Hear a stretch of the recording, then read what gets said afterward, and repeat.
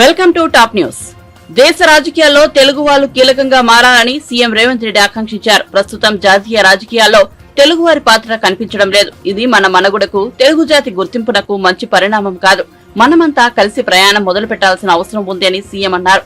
జాతీయ స్థాయిలో హిందీ తర్వాత అత్యధికంగా మాట్లాడే భాష తెలుగు అని, జాతీయ రాజకీయాల్లో కూడా ఆ స్థాయిలో తెలుగు వాళ్ళు ఉండాల్సిన అవసరం ఉందని అభిప్రాయపడ్డారు. తమిళనాడు మాజీ గవర్నర్, మాజీ డీజీపీ పిఎస్ రామ్మోహన్ రావు రచించిన governor Pet to governor house పుస్తక ఆవిష్కరణ సభ ఆదివారం హైదరాబాద్ జూబ్లీహిల్స్ లోని ఎంసీహెచ్ఆర్డీలో జరిగింది. ఈ కార్యక్రమంలో సీఎం రేవంత్ రెడ్డి పాల్గొని పుస్తకాన్ని ఆవిష్కరించారు. ఈ సందర్భంగా ఆయన మాట్లాడుతూ తెలుగు వాళ్ల ప్రభావం జాతీయ రాజకీయాల్లో కాలక్రమేణా తగ్గుతూ వస్తున్నదని, దీన్ని మనమందరం నిశితంగా గమనించాల్సిన అవసరం ఉందని అన్నారు. నాడు సంజీవ్ రెడ్డి, పివి నరసింహారావు, ఎన్టీ రామారావు లాంటి నాయకులు జాతీయ రాజకీయాలను శాసించే స్థాయికి ఎదిగారని పేర్కొన్నారు. రెండు రాష్ట్రాల కలయికతో ఏర్పడ్డ ఉమ్మడి ఆంధ్రప్రదేశ్ రాష్ట్ర పరిపాలన చూసిండ్రు.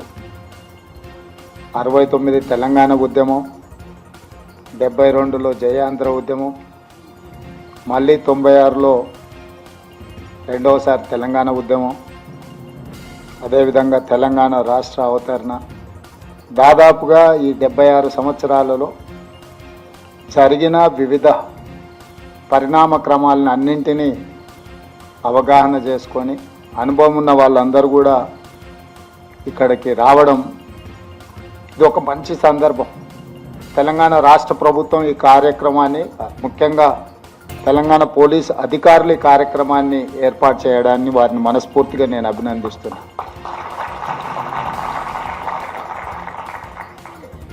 ఇన్ని కాలాలలో జరిగిన ఎన్నో అనుభవాలతో కూడుకున్న పెద్దలందరినీ ఒక దగ్గరికి రప్పించడం అనేది అంత ఆశామాసిగా జరిగే విషయం కాదు. రామ్మోహన్ రావు గారి పుస్తక ఆవిష్కరణలో ఇంతమంది రావడం అంటే వారి పట్ల ఉన్న మీకు మనందరికీ ఉన్న గౌరవం, అదేవిధంగా వారి అనుభవంలో ఈ రోజుకి మనందరికీ వారు చెప్పాలనుకున్న విషయాలు ఈరోజు ఇక్కడ మనందరం పంచుకోవడం అనేది ఒక మంచి అవకాశం. నాయకులకు పరిమితులు ఉంటాయి, ఎందుకంటే నాకు ముఖ్యంగా ఆ పుస్తకంలో ఏముందో నాకు తెలీదు. రచయిత గారు ఏం రాసినా అది వారి అభిప్రాయమే, నా అభిప్రాయం అయితే కాదు. వారి అభిప్రాయంతో ఏకీభవించవచ్చు, నేను విభేదించవచ్చు.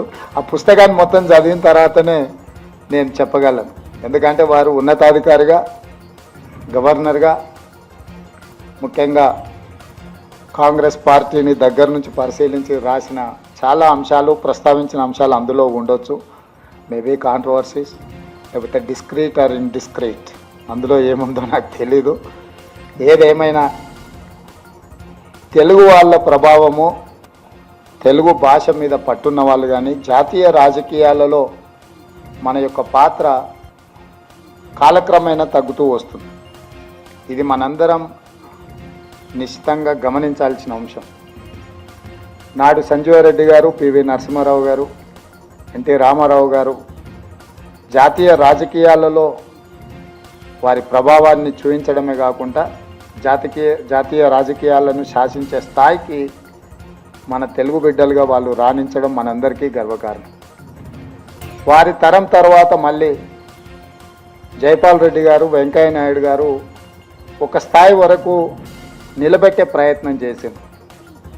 ఈరోజు మేము ఎప్పుడైనా ఢిల్లీకి వెళ్తే అసలు ఎవరిని కలవాలనో, ఎవరు మన వాళ్ళు ఉన్నారో, ఏదైనా అంశం రాష్ట్రానికి సంబంధించిందో, మన ప్రాంతానికి సంబంధించిందో, జాతీయ స్థాయిలో ఏదైనా అంశాన్ని ప్రస్తావించాలన్న పార్లమెంటరీ వ్యవస్థలో మాట్లాడే వాళ్ళు కానీ, లేకపోతే మేము వెళ్ళి కలిసి ఏదైనా విజ్ఞప్తి చేద్దామన్నా అక్కడ ఎవరు కనిపించడం లేదు, వినిపించడం లేదు.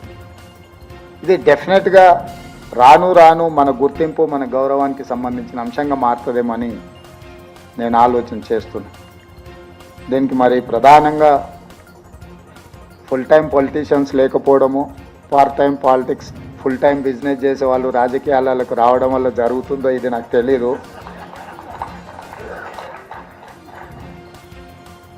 భాషా భావము అసలు ఒకటి ఉంటుంది అనేది కూడా రాజకీయాలలో చర్చించుకోవడం చాలా ఆశ్చర్యంగా ఉండే పరిస్థితులు వచ్చినాయి. ఈరోజు జరుగుతున్న పరిణామాలు, ముఖ్యంగా రెండు తెలుగు రాష్ట్రాలలో కొన్ని ప్రత్యేకమైన పరిస్థితుల్లో కొన్ని అంశాలు, కొన్ని పరిణామాలు జరుగుతూ ఉన్నాయి. ఇవి మన మనుగడకు కానీ మన గుర్తి.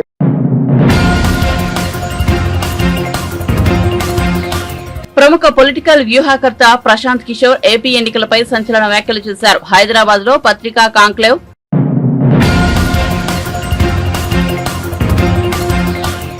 ప్రముఖ ఎన్నికల వ్యూహకర్త ప్రశాంత్ కిషోర్ ఏపీ పరిస్థితులపై స్పందిస్తూ ఏపీలో అధికార పార్టీకి ఎదురుగాలి వీస్తోందని, జగన్ ఏం చేసినా గెలవడం కష్టమని అభిప్రాయపడ్డారు.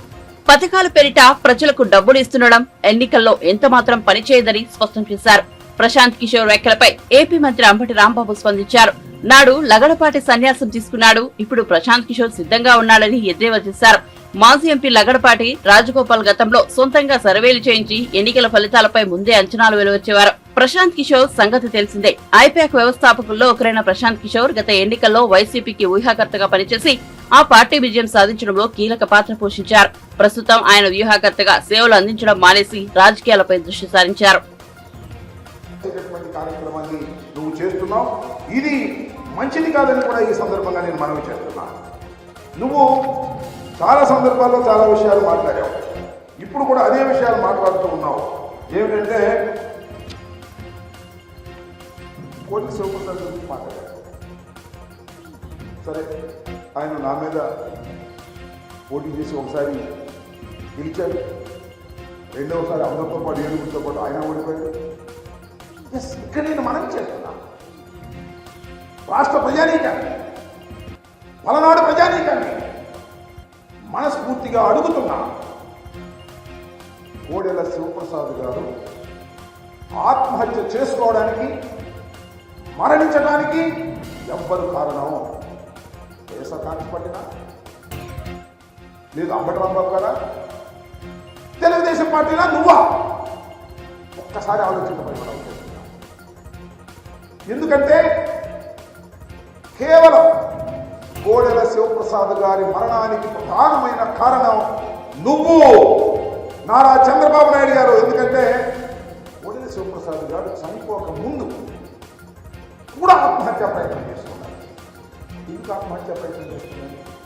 కోడెల శివప్రసాద్ లాంటి సీనియర్ పొలిటీషియన్ ఓటమి పాలైతే ఇతరులు కూడా ఇవ్వలేదు కదా నువ్వు. ఆ కుటుంబాన్ని పక్కన పెట్టాలని నిర్ణయించావు కదా. కోడెల శివప్రసాద్ని పక్కకు నెట్టాలని నిర్ణయించుకున్న తర్వాత ఆ బాధ పడలేక మానసికంగా 1-2 సార్లు వీళ్ళు కలుసుకోవడానికి ప్రయత్నం చేసిన వారి కుటుంబాన్ని కానీ వారిని కానీ పక్కకు నెట్టేసినటువంటి దుర్మార్గుడు నువ్వు. అందువల్లే ఆయన మానసికంగా కుంగిపోయి ఆత్మహత్యా ప్రయత్నం చేసుకుంటే ఇల్లు అడిగారు కదా.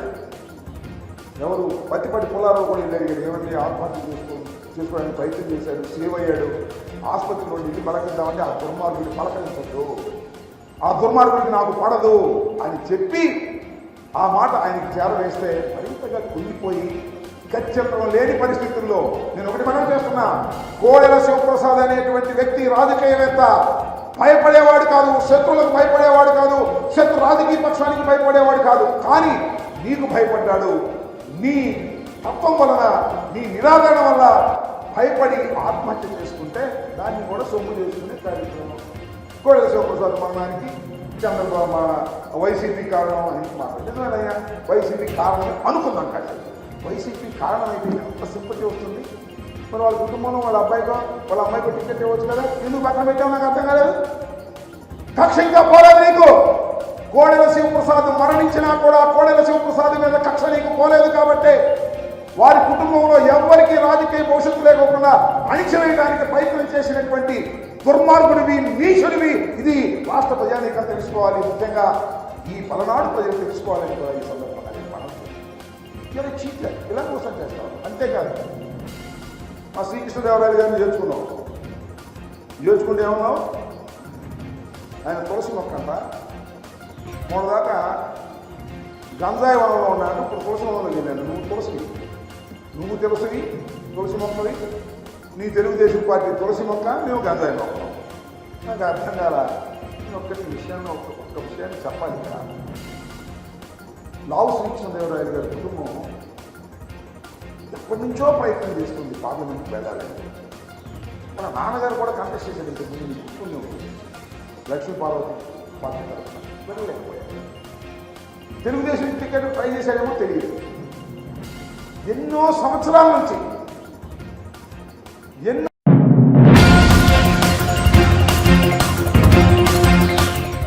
దెబ్బతిన్న రాష్ట్ర ఆర్థిక పరిస్థితిని చక్కదిద్దుతున్నామని డిప్యూటీ సీఎం మల్లుబట్టి విక్రమార్క పేర్కొన్నారు. ఖమ్మం జిల్లా పర్యటనలో ఆయన మాట్లాడుతూ ఉద్యోగులందరికీ 1వ తేదీని జీతాలు ఇస్తున్నామని తెలిపారు. అస్తవ్యస్తంగా మారిన టీఎస్పీఎస్సీని ప్రక్షాళన చేశామని తెలిపారు. కేవలం 3 నెలల్లోనే 25,000 మంది నిరుద్యోగులకు ప్రభుత్వ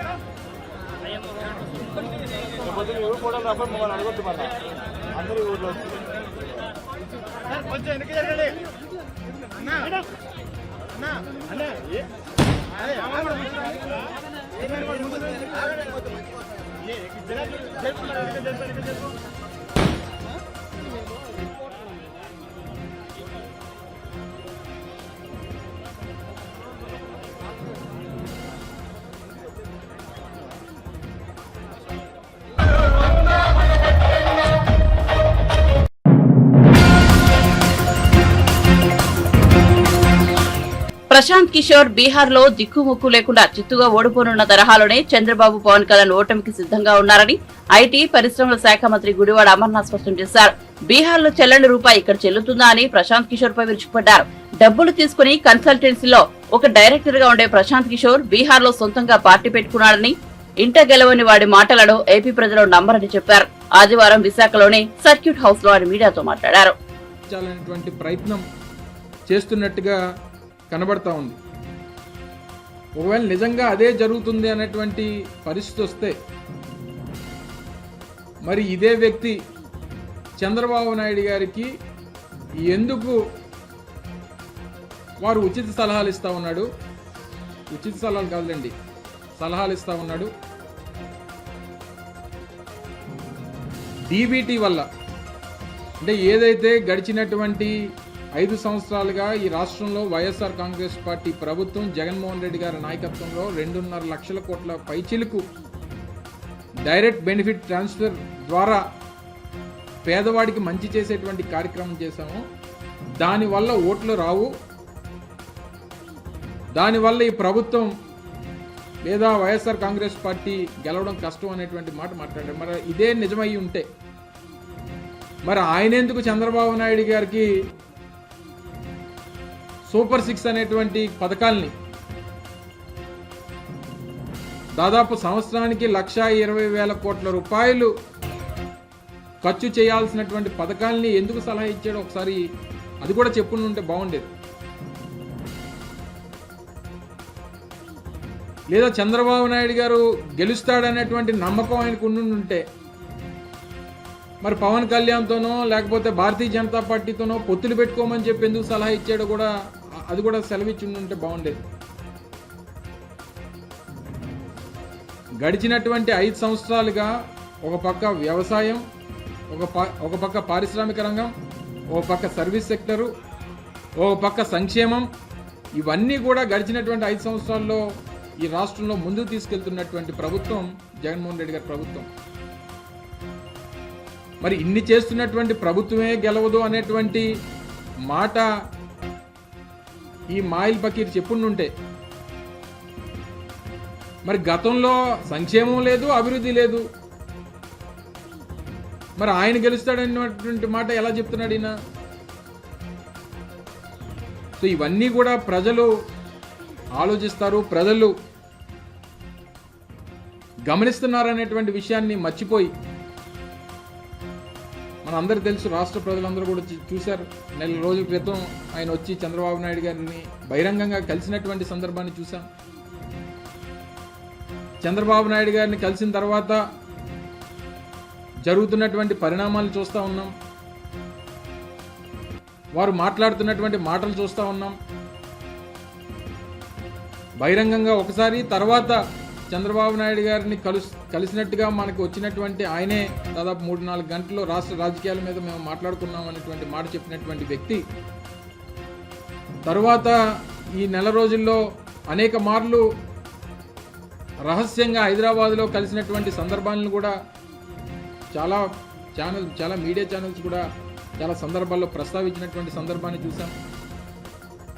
ఇవన్నీ జరుగుతున్నటువంటి క్రమంలో ఈ బీహార్లో చెల్లని రూపాయి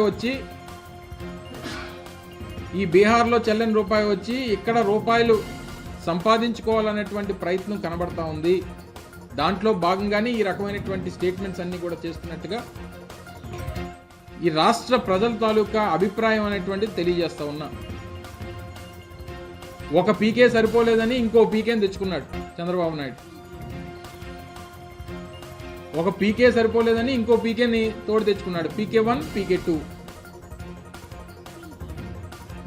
నిన్న కూడా ఆయన ఈరోజు హైదరాబాద్లోనే మాట్లాడినట్టుగా చూసాం. నిన్న కూడా ఆయన చంద్రబాబు నాయుడు గారిని కలిసినట్టుగా వార్తలు వచ్చాయి.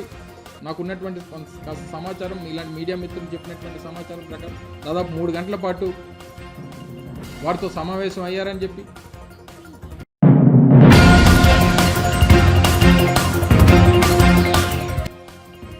ఏ ప్రతిపాదన నియోజకవర్గానికి 3,500 ఇళ్లు ఇస్తారో ప్రజలకు సీఎం రేవంత్ రెడ్డి సమాధానం చెప్పాలని బీజేపీ జాతీయ ప్రధాన కార్యదర్శి ఎంపీ బండి సంజయ్ డిమాండ్ చేశారు. ఆదివారం కరీంనగర్ జిల్లా హుజూరాబాద్ లో ఆయన పర్యటించారు. పలు వార్డుల్లో ఎంపీ ల్యాడ్స్ నిధులతో చేపట్టిన అభివృద్ధి పనులను ప్రారంభించారు. పోరాటాలు తాము చేస్తే అధికారం కాంగ్రెస్ పార్టీ దక్కించుకుందని వ్యాఖ్యానించారు. 3,500 ఇళ్లను ఇంద్రమిళ్లను ఇస్తున్నారట. ఏ ఇల్లు కొత్త గట్టించిస్తారా, లేకుంటే ఆల్రెడీ గత ప్రభుత్వం క్వాలిటీ లేకుండా తూతూ మంత్రంగా కట్టిన డబుల్ బెడ్రూమ్లో ఇస్తారా? ఇవి కేంద్ర నిధులతోని ఏర్పడినటువంటి ఇండ్లు అవ్వండి కూడా. ఇవాళ వాటికి మీకు ఎన్ని నిధులు కేటాయిస్తున్నారు? మీరు ఎంత బడ్జెట్ కేటాయిస్తున్నారు? మీరు పార్లమెంట్ అసెంబ్లీలో ప్రవేశించిన బడ్జెట్లో ఎంత బడ్జెట్ కేటాయించారు? మీరు మొత్తము మీరు ఇచ్చిన హామీలు నెరవేర్చడానికి మీరు ఎంత ఇచ్చారు? 53,000 కోట్ల రూపాయలు మాత్రమే బడ్జెట్లో కేటాయించారు. ఒక్క మహాలక్ష్మి పథకానికి అమలు చేయడానికి 60,000 కోట్ల అవసరం వాళ్ళకి. ఈ ఇచ్చిన హామీలు, ఈ 6 గ్యారెంటీలు అమలు చేయాలంటే ఈ రాష్ట్ర ప్రభుత్వానికి దాదాపు 5 లక్షల కోట్ల అవసరం ఉంటుంది. గత ప్రభుత్వం 5 లక్షల కోట్లు అప్పు చేసింది ఎన్నికల ముందు. మీరు చెప్పిన మేము చెప్పినాం. ఎక్కడి నుంచి తీసుకొస్తారు నిధులు? ఏ దేశం పట్టుకొస్తారు నిధులు? ప్రతి అసెంబ్లీ నియోజకవర్గానికి 3,500 ఇళ్ళని ఇస్తారట. అసలు ఎన్ని దరఖాస్తులు వచ్చినాయి? ఎంతమంది అర్హులు ఉన్నారు? మీరు 3,500 అని చెప్పి ఏ కేటగిరీ, ఏ ఆలోచన ప్రకారం ఇవాళ కేటాయించే ప్రయత్నం చేస్తున్నారు? 6 గ్యారెంటీలను 100 రోజుల్లో ఎట్టి పరిస్థితుల్లో అందరికీ అమలు చేస్తూ ఉన్నటువంటి కాంగ్రెస్ పార్టీ కండిషన్ల పేరుతోని మళ్ళీ మోసం చేసే ప్రయత్నం చేస్తుందని చెప్పి వాళ్ళ ప్రజలు భావిస్తూ ఉన్నారు. కాంగ్రెస్ పార్టీ 6 గ్యారెంటీలు మా ముందు పెట్టింది. మేము నమ్మినాం. ఇంత ధోకాబాజీ పార్టీ అని మేము ఎప్పుడు అనుకోలేదు. 6 గ్యారెంటీలో అనేక హామీలు ఉన్నాయి. కేవలము 4-5 హామీలు నెరవేర్చి 6 గ్యారెంటీలు అమలు చేసినట్టు చెప్పుకునే ప్రయత్నం చేస్తున్నారు. తెలిసి ఎన్నికల కోడ్ పేరుతోని తప్పించుకోవడానికి కాంగ్రెస్ పార్టీ ప్రయత్నం చేస్తున్నది. మేము మళ్ళీ చెప్తున్నాం, ఎన్నికల కోడ్ 100% వస్తుంది. మీరు 100 రోజులు అమలు చేస్తున్నారు. 80 రోజులు అయిపోయింది. మీరు అమలు చేస్తారా, చేయరా? మీరు నెరవేర్స్తేనే మీ మీద ప్రజల విశ్వాసం ఉంటుంది. లేకుండా 100 రోజుల తర్వాత ప్రజలు పక్కా తిరగబడతారనే విషయాన్ని కాంగ్రెస్ పార్టీ నాయకులు గుర్తించాలి.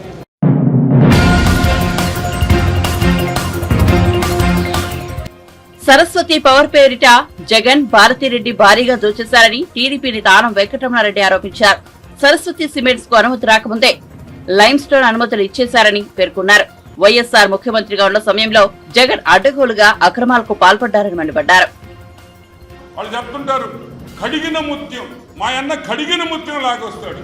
మీ అన్న కడిగిన ముత్యం కాదు వైసీపీ నాయకులారా. మీ అన్నకు ఆర్థిక నేరస్తుడు అని కూడా మీకు మనవి చేస్తున్నా. ఈ కంపెనీకి, ఈ సరస్వతి పవర్ కి లైమ్ స్టోన్ మైనింగ్ కి పర్మిషన్ అడిగారు. అసలు పవర్ కంపెనీకి లైమ్ స్టోన్ మైనింగ్ ఏం పని? లైమ్ స్టోన్ మైనింగ్ కావాల్సింది సిమెంట్ కంపెనీ. సరే, నువ్వు పెట్టావు. ఎప్పుడు పెట్టావు?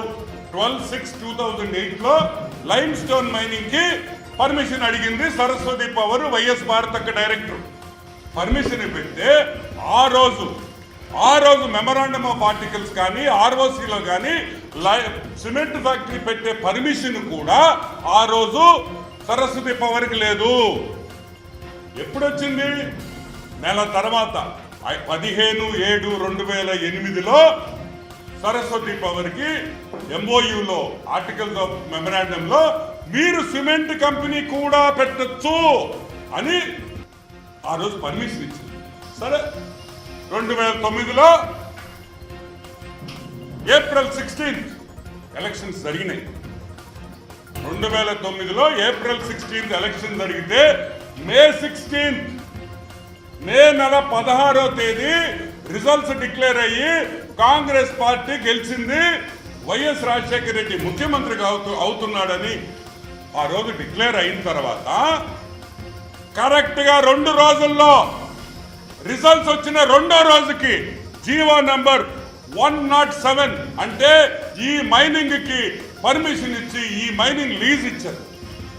కరెక్ట్ గా ఎలక్షన్స్ అయిన 2వ రోజు 2 డేస్, ఒక్క రోజు లేట్లా ఆ రోజు మైనింగ్ లైసెన్స్ ఇచ్చిన రోజుకి వైఎస్ రాజశేఖర రెడ్డి ముఖ్యమంత్రి కూడా కాదు, ఆయన లైసెన్స్ ఇచ్చిన 2వ రోజుకి ముఖ్యమంత్రిగా ప్రమాణ స్వీకారం చేశారు. అంటే ఏమంటారని అడుగుతున్నా, మీ డాడీ మా వైఎస్ఆర్ ఎలక్షన్లు గెలవంగానే పక్క రోజు జీవో నంబర్ 107 ఇచ్చేసి 1500 ఎకరాలు మైనింగ్ లీజ్ ఇస్తారా అని మేము అడుగుతున్నాం. 515.8 ఎకరాలు మైనింగ్ లీజ్ ఇస్తారా అని నేను అడుగుతున్నా. ఎందుగా జైలు వేసింది మిమ్మల్ని? ఊరికేనా ఇటువంటి పిచ్చి చేష్టాలు చేసి ఆర్థిక నేరాలు చేసి అడ్డగోలుగా దోసుకుంటే మిమ్మల్ని జైలుకి పెట్టారు. నువ్వు తప్పు చేస్తే జైల్లో వేశారు. పాపం రాజశేఖర రెడ్డి బిడ్డ ఫుడ్కు డబ్బులు లేవు, రోజు ఉప్మా తింటున్నాడు. పాపం మా పెద్ద ఆయన సీఎం అయ్యాడు. సరే ఓకే, అక్కడ లైమ్ స్టోన్ మైనింగ్ రాయల్టీ ఎంత తెలుసా? టన్నుకి ఎంత ఉంటుంది రాయల్టీ? 5 రూపాయలు. 5 రూపాయలు. సెస్ ఎంత తెలుసా? గవర్నమెంట్ సెస్ దాని మీద 3 రూపాయలు. ఈ భూములు ఏది తీసుకున్నారో ఈ భూములకి రెంట్ ఎంత తెలుసా? హెక్టార్కి 200 రూపాయలు సంవత్సరానికి. 2.5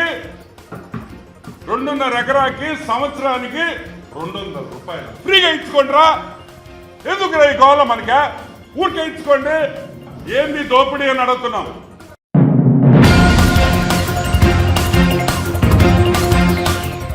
తెలంగాణ రవాణా శాఖ మంత్రి పొన్నం ప్రభాకర్ ఆర్టీసీ బస్సులో ఆదివారం ప్రయాణించారు. పాలమూరు జిల్లాలో గౌడ సంఘ సమావేశానికి హాజరు కానున్న నేపథ్యంలో హైదరాబాద్ నుంచి షాద్నగర్ వరకు బస్సులో ప్రయాణించారు. ఈ సందర్భంగా ప్రయాణికులతో మాట్లాడారు. ఉచిత ప్రయాణం ఎలా ఉందని వాకబు చేశారు.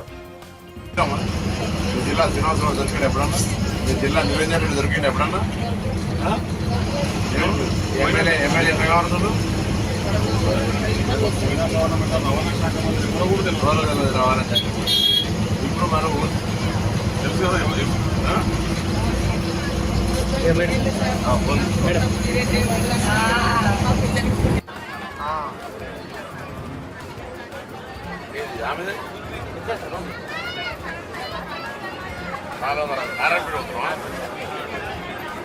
ఇది తెలంగాణ వాళ్ళకి చేసారు. మీ ఊర్లో మీకు ఫ్రీ, అక్కడ కర్ణాటకలో కాంగ్రెస్ వాళ్ళు చేసిండ్రు. అక్కడ కూడా ఎందుకంటే అందరూ చేస్తే మళ్ళీ రేపు పొద్దున ఆంధ్రప్రదేశ్ ఇంపాడు కానీ తిరుగుతారు కదా. మళ్ళీ ఎందుకంటే ఇబ్బంది పడకుండా ఇప్పటి బస్సులు కూడా కొత్తగా కొంటున్నాం. బస్సులు 3000 బస్సులు కొంటాం.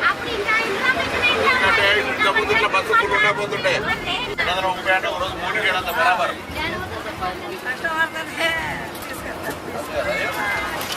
కూడా 230 అటు కూడా 230 రావడానికి రాత్రి మళ్ళీ 5 రోజులు రావచ్చు. వాడంటే 10 ఏళ్ళ నుండి నాటకం కొట్టి ఇప్పుడు లాస్ట్ పనిలో రాజకీయం చేసిండు. 10 ఏళ్ళు ఏం చేయాలి? ఆర్టీసీ 60 రోజులు సమయం పట్టించుకున్నాడు. అమ్మ ఏడ్చిర్రు, చనిపోయినరు. మరి అందుకే మేము ఏమంటున్నాం, ఇవాళ కాంగ్రెస్ రాగానే 48 గంటల మహిళలకు ఫ్రీ ఇచ్చినాం. ఇలా గ్యాస్ ఇస్తున్నాం, 200 యూనిట్లు ఇస్తున్నాం, 11 దాంట్లో ఇస్తున్నాం, పెట్టి ఇస్తున్నాం. ఇవన్నీ అంటే వాళ్ళ రాష్ట్ర ఖజానా మొత్తం ఖాళీ చేసిండు.